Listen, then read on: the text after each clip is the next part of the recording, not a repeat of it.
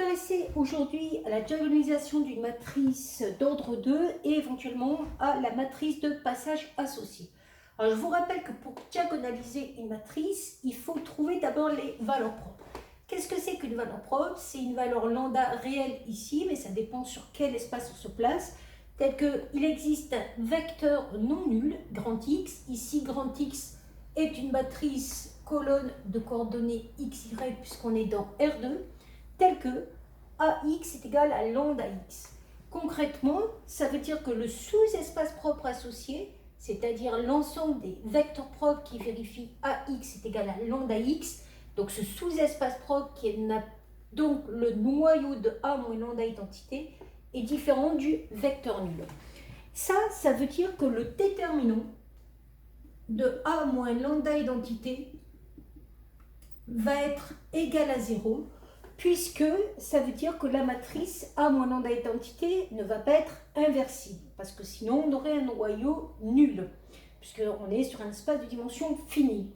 On va donc faire le déterminant de A moins lambda identité.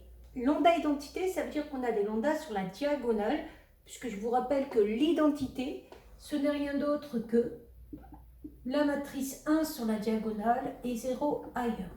Et là, on est sur une identité sur un espace de dimension 2. Donc, quand je fais le déterminant de A moins lambda d'identité, j'arrive à 1 moins lambda, 4 il ne bouge pas, 2, 3 moins lambda. Ici, quand on développe, on arrive sur un polynôme de degré 2 sur lequel on peut faire un delta. Mais on peut essayer de simplifier les choses tout simplement en faisant des combinaisons linéaires. Exemple, dans la colonne 1, je peux lui mettre C1 plus C2. J'ai le droit d'ajouter une combinaison linéaire de toutes les colonnes qui restent dans une colonne. Et pareil pour les lignes. Pourquoi je fais ça? Parce que quand j'ajoute la colonne 1 plus la colonne 2, j'arrive à 1 moins lambda plus 4, c'est-à-dire 5 moins lambda, 2 plus 3 moins lambda, c'est-à-dire 5 moins lambda. Et je réécris par exemple ma colonne 2.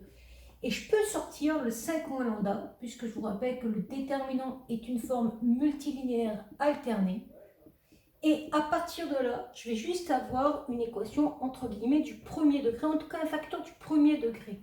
Je vais donc le développer avec le principe du produit en croix, 1 fois 3 moins lambda, moins 1 fois 4. J'arrive donc à un polynôme caractéristique qui est de la forme 5 moins lambda, facteur de moins lambda moins 1. Et ce polynôme caractéristique s'annule pour la valeur lambda égale 5 et pour la valeur lambda égale moins 1. Alors ça c'est intéressant puisqu'on est dans un espace de dimension 2 et qu'on a deux valeurs propres, on sait que la dimension du sous-espace propre E5 de A est au minimum égal à 1 puisque c'est un espace non nul, donc au moins un vecteur générateur, et au maximum égal à 1 puisque l'ordre de la racine est 1, c'est puissance 1 ici, pareil pour ici. Donc la dimension sera de 1. La dimension du sous-espace propre associé à moins 1, elle aussi, est égale à 1. On a donc une base de vecteurs propres, puisqu'on sait qu'ils sont linéairement indépendants, qui va constituer une base de R2. On va donc pouvoir diagonaliser cette matrice. On va commencer par trouver le sous-espace propre associé à la valeur propre 5, par exemple. C'est-à-dire que je cherche les vecteur x tel que ax égale 5x. Concrètement, ça veut dire que quand je prends la matrice A, que je la multiplie par la matrice colonne xy, j'arrive à 5x, 5y. Comment se multiplient ces deux matrices, ligne par colonne? Je vais donc avoir le système suivant, 1x plus 4y est égal à 5x, 2x plus 3y est égal à 5y. Et concrètement, ça veut dire que x égale y et x égale y, en faisant passer les x d'un côté et les y de l'autre. Alors, quand vous avez ça, donc vous allez pouvoir dire que on a un vecteur xy qui s'écrit sous la forme x fois 1, 1. C'est donc un espace vectoriel engendré par le vecteur 1, 1 que je vais appeler U1 par exemple. Donc E5 de A, c'est l'espace vectoriel engendré par U1. On fait pareil pour trouver le sous-espace propre associé à la valeur propre moins 1. Donc, pour trouver ce sous-espace propre, je dois résoudre l'équation AX égale moins X. On revient sur la multiplication ici présente. On va donc avoir 1x plus 4y égale moins x et 2x plus 3y égale moins y.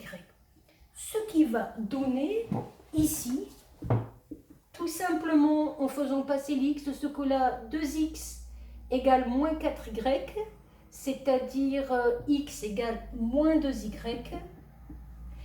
Et là, on va avoir exactement la même chose, 2x égale moins 4y, c'est-à-dire x égale moins 2y. Donc, pour trouver un vecteur générateur, je peux donc écrire que ce vecteur générateur xy va pouvoir s'écrire sous la forme y, facteur de moins 2 pour les x et de 1 pour les y. J'ai donc le sous-espace propre associé à la valeur propre moins 1, c'est vecteur de U2, où U2 est ce vecteur-là. Ça va me permettre de trouver la matrice de passage. La matrice de passage, elle va être donnée à partir des deux vecteurs propres. Donc P va être donné à partir des coordonnées de U1. Donc les coordonnées de U1, on avait vu que c'était 1 et 1. Et à partir des coordonnées de U2, moins 2 et 1. Ça va me donner la matrice diagonale associée dans la nouvelle base, dans la base de vecteurs propres. On vérifie juste l'ordre par rapport aux valeurs de la diagonale. 1, 1, c'était la valeur propre associée à 5.